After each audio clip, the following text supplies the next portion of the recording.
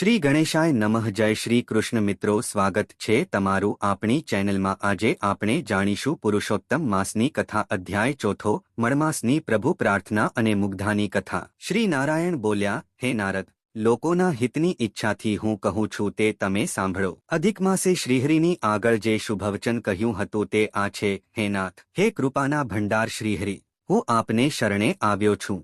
મને મલિન ગણી દેવો સહિત સર્વ લોકોએ શુભ કર્મમાં મારો બહિષ્કાર કર્યો છે. મારા 30 દિવસ દરમિયાન સૂર્યનું સંક્રમણ ન થવાને કારણે લોકો મને ધિક્કારે છે. સર્વથી તિરસ્કૃત થયેલો હું દુર્ભાગી છું, નિરાધાર છું. મારો કોઈ સ્વામી નથી, માટે આપ મારું રક્ષણ કરો. શાસનથી દ્રૌપદીનું, યમુનાના ઝેરી પાણીથી ગોવાળો તથા પશુનું અને ઝૂંડના મોઢામાંથી ગજેન્દ્રનું આપે જેમ રક્ષણ કર્યું હતું તેમ આજે આપના શરણે આવેલ મારું આપ કેમ રક્ષણ કરતા નથી? કેમ મને દુઃખરહિત કરતા નથી? લક્ષ્મીપતિને એમ વિનંતી કરીને સ્વામી રહિત એ મળમાસ બોલતો બંધ થયો અને આંસુ સારતો પરમેશ્વરની આગળ ઊભો રહ્યો. ત્યારે મળમાસને શ્રીહરિ વિષ્ણુએ આ પ્રમાણે કહ્યું, હે વત્સ, તું અતિશય દુઃખમાં કેમ ડૂબી ગયો છે? તારા મનમાં એવું ક્યું મોટું દુઃખ છે? શોક ન કર, હું તારો ઉદ્ધાર કરીશ. જેને મહાદુઃખ હોય તે પણ મારી પાસે આવીને શોક કરતો નથી. આ વૈકુંઠ શોક તથા વૃદ્ધાવસ્થાથી રહિત, આનંદયુક્ત તથા મૃત્યુરહિત છે. છતાં આવા વૈકુંઠ ધામમાં આવી તું દુઃખી કેમ થાય છે? હે વત્સ, તું મરવા કેમ ઈચ્છે છે તે હમણાં જ મને કહે. અધિક માસ બોલ્યો, હે ભગવાન, આપનાથી કાંઈ અજાણ્યું નથી, કેમ કે આકાશની પેઠે આખા વિશ્વમાં આપ વ્યાપી રહ્યા છો. સર્વવ્યાપી છતાં નિર્વિકાર અને સર્વ છો. આપ મુજ અભાગીનું દુઃખ નથી જાણતા. આપ બધું જાણો જ છો, છતાં મારું દુઃખ તમને કહું છું. આવું દુઃખ આપે સાંભળ્યું નહીં હોય અને જોયું પણ નહીં હોય. ક્ષણ, લવ, મુહૂર્તો, પખવાડિયા, મહિના, દિવસો તથા રાત્રિઓ બધા પોતપોતાના સ્વામીઓના અધિકારને લીધે સદા નિર્ભય તથા આનંદિત રહે છે. મારું તો કોઈ નામ નથી, મારો કોઈ સ્વામી નથી અને મારો કોઈ આશ્રય નથી. એ કારણે દેવતાઓ સહિત સર્વ લોકોએ મને સારા કામમાંથી દૂર કર્યો છે. મળમાસ હોય સત્કર્મોમાં મારો નિષેધ કરાયો છે. આમ દરેક મારું અપમાન કરે છે. તેથી હંમેશા જેમ ખાડામાં પડ્યો રહેતો આંધળો માણસ મરવા ઈચ્છે છે તેમ હું પણ મરવા ઈચ્છું છું. મને જીવવાનો ઉત્સાહ રહ્યો નથી. પોતાના જ બંધુબાંધવોનો તિરસ્કાર સહન કરી દિનહીન હાલતમાં જીવવું તેના કરતાં મરી જવું વધારે સારું છે. બસ હે મહારાજ, આથી વધારે કાંઈ પણ મારે કહેવાનું બાકી રહેતું નથી. આપ પારકું દુઃખ સહન કરતા નથી અને પારકા ઉપર ઉપકાર કરવો એ આપને પ્રિય છે, એવા આપ મનાયા છો. વળી વેદોમાં તથા પુરાણોમાં આપ પુરુષોત્તમ તરીકે પ્રસિદ્ધિ પામ્યા છો. તો પોતાનો ધર્મ વિચારી આપને શરણે આવેલા મુજ પર દયા કરો. મારા કષ્ટોનું નિવારણ કરો. કોઈ મારો તિરસ્કાર ના કરે. મારા સમયમાં શુભ કાર્યો થાય અને મારો પણ કોઈ અધિષ્ઠાતા થાય તેવી કૃપા કરો. હે દયાળુ, મને આ મરણતુલ્ય કષ્ટથી ઉગારો. હે કરુણાનિધાન, મેં મારી વિપદા તમને જણાવી. હવે આપને જે ગમે તે કરો. હું પામર છું, આપ મહાન છો. હવે વારંવાર કહેવાનો અર્થ નથી. હું મરીશ, હવે હું મરીશ જ, એમ વારંવાર કહી એ મળમાસ બોલતો બંધ થયો અને પછી હે નારદ, શ્રીલક્ષ્મીપતિ પ્રભુની સામે મૂર્છા પામી તેમના ચરણોમાં ઢળી પડ્યો. તેને મૂર્છા પામેલો જોઈ આખી સભા વિસ્મય પામી. અધિક માસ આમ વિરામ પામ્યો એટલે શ્રી વિષ્ણુ ભગવાન અતિશય કૃપાથી વ્યાપ્ત બની પૂનમના ચંદ્રકિરણો જેવા શીતળ, શાંત અને મેઘના જેવા ગંભીર અવાજથી આવા સુંદર વચનો બોલ્યા. નૈમિષારણ્યમાં સર્વ મુનિઓને કથા સંભળાવતા સુતપુરાણી બોલ્યા, હે મુનિશ્રેષ્ઠો, સમગ્ર વેદશાસ્ત્રોની સમૃદ્ધિનું શ્રેષ્ઠ આશ્રયસ્થાન શ્રી નારાયણના મુખેથી પાપના સમુદાયરૂપ સમુદ્રનો નાશ કરવામાં વડવાનલ સરખું અને અતિશય શુદ્ધ એવું વચન સાંભળી નારદજીનું મન અતિશય હર્ષ પામ્યું. અને પછી હે બ્રાહ્મણો, એ નારદ મુનિ આદિ પુરુષ શ્રી વિષ્ણુ ભગવાનના વચનો સાંભળવાની ઈચ્છાથી બોલ્યા. ઇતિ શ્રી બૃહન્નારદીય પુરાણના પુરુષોત્તમ મહાત્મ્યનો મળમાસની પ્રભુ પ્રાર્થના નામનો ચોથો અધ્યાય સંપૂર્ણ. હવે પતિતપાવન પુરુષોત્તમ માસની કથાનું રસપાન કરીએ. મુગ્ધાની કથા. સુંદર અવંતી નગરીમાં વેદનો પાર પામેલો વિષ્ણુપ્રિય નામે બ્રાહ્મણ રહેતો હતો. તે સર્વ કામોમાં કુશળ, શાંત, શ્રીહરિનું વ્રત કરવામાં મુખ્ય હતો. તેને ત્યાં 2 પુત્ર જન્મ્યા હતા. એકનું નામ દેવલ તથા બીજાનું નામ માધવા હતું. એક વખત કાળના યોગે તેઓના પિતા મરણ પામ્યા. તેથી એ બંને ચિંતાતુર થઈ પડ્યા. દેવલની પત્ની રૂપ તથા લાવણ્યથી યુક્ત હતી, તેથી તેનું નામ રૂપવતી રાખવામાં આવ્યું હતું. પણ તે કપટી અને ઈર્ષાળુ હતી. તે મોટી જેઠાણી એટલે કે જેઠની પત્ની હોવાથી મુખ્ય અધિકારને પામી હતી. જ્યારે માધવની પત્ની ભલી, ભોળી, દયાળુ, ધાર્મિક વૃત્તિની અને સૌ પર સ્નેહ રાખનારી હતી. તેના સરળ સ્વભાવથી સૌ મુગ્ધ થઈ જતા, તેથી તેનું નામ મુગ્ધા રાખવામાં આવ્યું હતું. બંને ભાઈ સાથે જ રહેતા હતા. ઘણી મહેનત કરવા છતાં ભાગ્ય આડેનું પાંદડું ફર્યું નહીં અને તેમના ઘરમાં દારિદ્ર્ય આવ્યું. તેથી બંને ભાઈઓએ આ નગરી છોડી પરદેશ કમાવા જવાનો વિચાર કર્યો. તેથી સગાવ્હાલાઓ સાથે ચર્ચા વિચારણા કરી તેઓ કમાવા માટે પરદેશ જવા તૈયાર થયા. તે વખતે દિયર માધવે પોતાના મોટા ભાઈની વહુ રૂપવતીને કહ્યું કે ભાભી, મારી ભોળી પત્નીનું નાની બહેનની જેમ રક્ષણ કરજો તથા પોતાની દીકરીની પેઠે તેની સંભાળ રાખજો, કારણ કે આ દુરાચારી સંસારથી તે બિલકુલ અજાણ છે. તે નાના બાળક જેવી બુદ્ધિવાળી છે.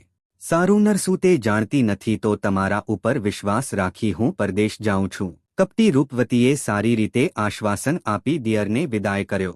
બંને ભાઈ દ્રવ્યની ઈચ્છાથી પરદેશ ગયા. પાછળથી કપટી રૂપવતીએ પોતાની જાત બતાવતા ભોળી મુગ્ધાને કાઢી મૂકી કંભાગી. તું મારા ઘરમાંથી દૂર જતી રહે.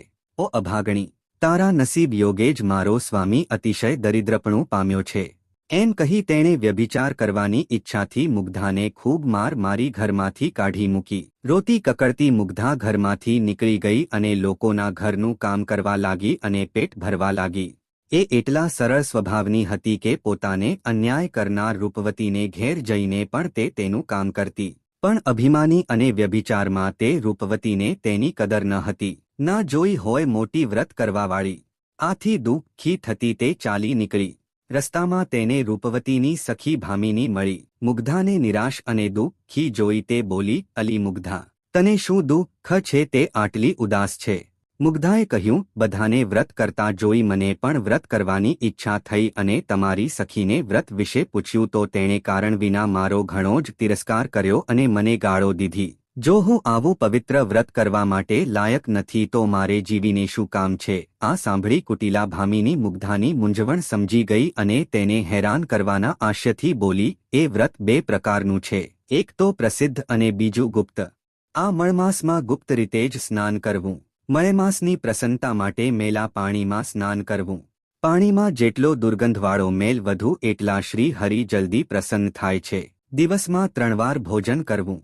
ભોજન પણ તીખા અને કડવા પદાર્થનું કરવું. પીપળાનું પૂજન કરવું અને પાંદડાના પડિયાનું દાન કરવું. મેં રૂપવતીને પણ આ વ્રત કહ્યું છે માટે તું આ ગુપ્ત વ્રત જ કર, જેથી તારા પર શ્રીહરિ જલ્દી પ્રસન્ન થશે. ભામિનીએ ઠગેલી ભોળી મુગ્ધાએ તો અતિ પ્રસન્ન થઈ. હું તમે જણાવ્યા પ્રમાણે જ વ્રત કરીશ એમ કહી દીધું. કેમ કે તે કુડકપટ કે કુટિલતાને તો જાણતી જ ન હતી. પછી તે બાળાએ ઘરે જઈ ભામિનીએ જણાવ્યા પ્રમાણે જ વ્રત કરવા માંડ્યું. તેણે તો ભામિનીના કહેવા પ્રમાણે વ્રતની શરૂઆત કરી. એ પોતે તો વિધિ કે નિષેધને કોઈ રીતે જાણતી જ ન હતી. કેવળ શ્રદ્ધાથી વ્રત કરવા માંડી. તે ગંદા પાણીથી નહાતી, ગંદા પાણીથી પૂજન કરતી અને કડવા તીખા પદાર્થોનું દિવસમાં 3 વાર ભોજન કરતી. પછી છેલ્લે દિવસે તે બાળા ભામિનીને ઘેર ગઈ. તેણે કહ્યું, હે સખી, મેં તારા જણાવ્યા પ્રમાણે વ્રત કર્યું. હવે પ્રભુ મારા ઉપર પ્રસન્ન થશે ને? ભામિનીએ કહ્યું, એ વ્રતનું તારે ઉદ્યાપન કરવું જોઈએ. ત્યારે મુગ્ધાને કહ્યું, હે સખી, એ ઉદ્યાપન કેવી રીતે કરવું જોઈએ તે કહો. ભામિની બોલી, પ્રથમ તો જે પીપળાની પૂજા કરી હોય ત્યાં ઊભા રહેવું. પછી તારે એ પુરુષોત્તમ સ્વરૂપ પીપળાને પૂહવું કે હે દેવ, મારું વ્રત જો પૂરું થયું હોય તો ઉદ્યાપનની વિધિ માટે મને આજ્ઞા આપો. શ્રીહરિ ઉત્તર આપે તો તારે સમજવું કે વ્રત પૂર્ણ થયું છે અને ન આપે તો તારું વ્રત વ્યર્થ ગયું છે એમ મારું માનવું છે. જો પ્રભુ ઉદ્યાપન કરવાની આજ્ઞા આપે તો કહેવું કે આવતીકાલે રાધિકાની સાથે મારે ઘરે જમવા પધારજો. પછી સઘળી રસોઈ તૈયાર કરવી. શ્રી હરિની સાથે બ્રાહ્મણોને જમાડવા અને પાંદડાના બનાવેલા સંપુટોનું દાન કરવું. મુગ્ધાએ તો પીપળા પાસે જઈ તેનું પૂજન કર્યું. પછી ભામિનીએ કહેલા વચનો બોલવા લાગી છતાં પીપળાએ કોઈ જ જવાબ ન આપ્યો ત્યારે તે અતિશય દુઃખ પામી અને વિલાપ કરવા લાગી. મેં વિધિ સહિત વ્રત કર્યું તો પણ શ્રી હરિ પ્રસન્ન થયા નથી. આ કારણે હવે મારે જીવવું નથી. આવા જીવતરને હું શ્રેષ્ઠ માનતી નથી. ત્યારે શ્રીહરિએ મનમાં વિચાર કર્યો, દુષ્ટ ભામિનીએ તેને પ્રેરણા કરી છે. ભામિની જો કે કપટી છે તો પણ તેના વચનમાં આ વિશ્વાસ છોડતી નથી. આ સ્ત્રીને પીપળામાંથી પણ જો હું ઉત્તર નહીં આપું તો આ મુગ્ધા મરી જશે તો મારું ભક્તિપ્રિય એવું નામ લોકો કેમ માનશે? આથી પ્રગટ થઈ શ્રીહરિ બોલ્યા, હે મુગ્ધા, તારું વ્રત જેવું પૂર્ણ થયું છે તેવું બીજા કોઈનું વ્રત પૂર્ણ થયું નથી. હું તારા ઉપર ઘણો જ પ્રસન્ન થયો છું. કાલે હું તારે ઘેર આવીશ. તને કોઈ પૂછે ત્યારે એમ કહેવું કે દૂર દેશથી મારો ભાઈ મારે ઘેર આવવાનો છે, તેથી મારે પણ તેની સાથે મારા પિતાના ઘેર જવાનું છે. આ કારણે મને ઘણો જ હર્ષ છે. આમ તારે લોકોને કહેવું. પ્રભુના આવા વચનો સાંભળી મુગ્ધા ઘણો હર્ષ પામતી હરખાતી ચાલી નીકળી. પછી મુગ્ધા ભામિનીના ઘેર ઉદ્યાપનની વિધિ કેવી રીતે કરવી તે પૂછવા ગઈ. ત્યાં જઈ મુગ્ધાએ બનેલી વિગત કહી પણ ભામિનીએ તેની વાત સાચી માની નહીં અને તેની વધારે ઠેકડી કરવા કહ્યું. તારે 108 બ્રાહ્મણોને નોતરા આપવા, પછી શ્રીહરિનું ને પીપળાનું સવારે પૂજન કરવું, પછી તારા ભાઈ બની આવેલ પુરુષોત્તમને કહેવું કે તમે આ બ્રાહ્મણોને જમાડી દો. પુરુષોત્તમ ભગવાન 108 બ્રાહ્મણોને જમાડશે અને એટલા લાડવામાંથી તારું વ્રત પૂર્ણ થઈ જશે. પરંતુ તારે આ વાત કોઈને કહેવી નહીં. હરખાતી મુગ્ધા રૂપવતીને ત્યાં ગઈ અને બ્રાહ્મણોને નોતરવાની વાત કહી ત્યારે રૂપવતીએ તેનો તિરસ્કાર કર્યો. દુઃખી મુગ્ધા જાતે જઈને 108 બ્રાહ્મણોને નોતરી આવી. રૂપવતીએ પણ તેના પરના દ્વેષથી બ્રાહ્મણોને નોતરા આપી દીધા. બ્રહ્મભોજનનો દિવસ આવ્યો એટલે હે રસવાળી રસોઈ તૈયાર કરાવી. બીજી બાજુ એક માણસ પણ માંડ તૃપ્તિ ન પામે તેટલી રસોઈ મુગ્ધાએ તૈયાર કરી. બપોરનો વખત થયો એટલે બંનેના ઘેર બ્રાહ્મણો જમવા આવ્યા. રૂપવતીના ઘેર 100 બ્રાહ્મણોને આમંત્રણ મળ્યું હતું. તેઓ તો રસોઈ તૈયાર જોઈને મનમાં ખુશ થઈ ગયા, પરંતુ મુગ્ધાને ઘેર જે 108 બ્રાહ્મણો આવીને બેઠા હતા તેઓ તો રસોઈની કી તૈયારી ન જોઈ વિસ્મય પામ્યાને કહેવા લાગ્યા, આ મુગ્ધા મૂર્ખી દુબળી આપણને શું જમાડશે? તેના કરતાં પેલી રૂપવતી ધન્યવાદને પાત્ર છે. આમ બ્રાહ્મણો ક્રોધથી જેમ તેમ બોલતા હતા ત્યાં જ કૃપાનાથ શ્રી પુરુષોત્તમ હરિ ત્યાં પધાર્યા. તે રથમાં બેઠા હતા અને બ્રાહ્મણના વેશમાં હતા. માધવનું ઘર ક્યાં છે તેમ પૂછવા લાગ્યા. ઘડી પહેલા ચણભણાટ કરતા બ્રાહ્મણો તેમના તેજથી મોહિત થઈ પોતાના આસનો તેમને આપવા લાગ્યા અને આપ કોણ છો? ક્યાંથી આવો છો? કેમ પધારવું થયું? વગેરે પૂછવા લાગ્યા. એટલે શ્રી હરિ કહે, અમે બધા ઉત્તર દેશના છીએ, માધવના સાળા છીએ. અમારા બનેવી માધવ પરદેશ ગયા છે. બહેનનું દુઃખ સાંભળીને અમે આવ્યા છીએ અને હવે અમારી બહેનને લઈને જેમ આવ્યા છીએ તેમ પાછા જઈશું. આમ બ્રાહ્મણોને કહ્યા પછી ભગવાને મુગ્ધાને કહ્યું, હું પુરુષોત્તમ નામનો તારો ભાઈ છું. આ બ્રાહ્મણોને જમાડી દે અને તારું વ્રત સફળ કર. ત્યારે મૂંઝાયેલી મુગ્ધાએ શ્રી પુરુષોત્તમને કહ્યું, તમે જ આ બધાને જમાડી દો. મારે હાલ અંગત સગો નથી જે અત્યારે મને મદદ કરે. આથી શ્રીહરિએ પોતે બધા બ્રાહ્મણોને સ્નાન કરાવી જમવા માટે બેસાડ્યા. શ્રીહરિ રસોઈ પાસે ગયા. જોયું તો ફક્ત એક જ બ્રાહ્મણ જમે તેટલું હતું. પ્રભુ વિસ્મય પામ્યા. મુગ્ધાનો મૂંઝવણનો ભાવ સમજ્યા.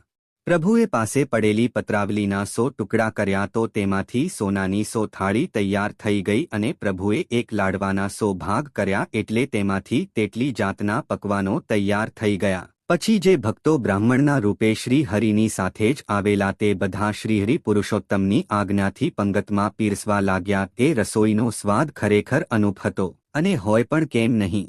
ત્રિલોકના નાથ શ્રીહરિએ મૂકેલો તે સ્વાદ હતો. બધા વાહ વાહ બોલવા લાગ્યા.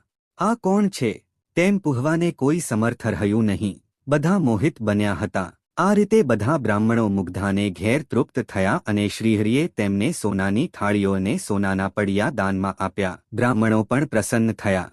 મુગ્ધાના વારંવાર વખાણ કરવા લાગ્યા અને સત્કાર ભાવ તથા રસોઈ સ્વાદથી તૃપ્ત થયેલા તથા દાંથી પ્રસન્ન થઈ મુગ્ધાને આશીર્વાદ આપતા સર્વ ઘેર ગયા. આ બાજુ પેલી રૂપવતીને ત્યાં બ્રાહ્મણો જમવા બેઠા એટલામાં બધી રસોઈ અદૃશ્ય થઈ ગઈ. આથી તે તથા તેની સખીઓ શોકાકુળ થઈ ગઈ. વિસ્મય પામી તેમને ભાન થવા લાગ્યું, આ તો મુગ્ધાની મશ્કરી કરવાથી શ્રીહરિ ક્રોધ પામ્યા છે. આ બાજુ નોતરેલા બ્રાહ્મણો જમ્યા વગર ઘરે ગયા અને તેઓ પણ તે પાપીણીની નિંદા કરવા લાગ્યા. આ બાજુ શ્રીહરિ પુરુષોત્તમ મુગ્ધાને કહેવા લાગ્યા, મારી પ્રસાદી હવે તું જમી લે એટલે તારું વ્રત પૂરું થશે. શ્રી પ્રભુના કહેવાથી મુગ્ધાએ પ્રભુ પ્રસાદીનું ભોજન કરતાં જ તેનું ભોળ પણ દૂર થઈ ગયું અને તેની બુદ્ધિ તેજવાન બની અને તેના ચહેરા ઉપર દિવ્ય તેજ પથરાઈ ગયું. તેણે સાક્ષાત લક્ષ્મીપતિ શ્રી પરમેશ્વરને ઓળખ્યા અને તેમના ચરણોમાં પડી હર્ષના આંસુથી ભીંજાતા ગદગદ સ્વરે તેમની સ્તુતિ કરવા માંડી. અતિશય ઘણા પાપોનો નાશ કરનારા આપના ચરણને નમન કરું છું. શુભ ઉત્તમ ભક્તિ તથા મુક્તિના દાતા લક્ષ્મીજીના સ્વામી, ભક્તો પર પરમ પ્રેમ વરસાવનારા, કૃપાનું સ્થાન, ગુણોના ધામ અને જગતના પરમેશ્વરને પ્રણામ કરું છું. હે પ્રભુ, આપનું દિવ્ય રૂપ મને બતાવો. મુજ અભાગણીની આટલી ઈચ્છા પૂરી કરો. મુગ્ધાની આ સ્તુતિથી તે જ ક્ષણે શ્રીહરિ બે ભુજાધારી, હાથમાં મુરલીવાળા, વનમાળાથી સુશોભિત પ્રત્યક્ષ થયા. શ્રીહરિ બોલ્યા, હે મુગ્ધા, તે ભક્તિથી મારી આરાધના કરી છે, તેથી હું તારા પર ઘણો જ પ્રસન્ન થયો છું. તારી ભક્તિના બળે તારો પતિ પરદેશથી ઘણું જ કમાઈને આવશે. તારે હવે કદી દુઃખના દાડા જોવા નહીં પડે. તે જે ખાડામાં સ્નાન કર્યું છે તે ખાડો હવે મુગ્ધા સરોવર નામે પ્રખ્યાત થશે. જેમાં કોઈ પાપી પણ સ્નાન કરશે તો તેના પાપ બળી જશે અને તે મોક્ષને પામશે. અંતકાળે તારો ગોલોકમાં વાસ થશે. આમ કહી પ્રભુ અંતર્ધ્યાન થઈ ગયા.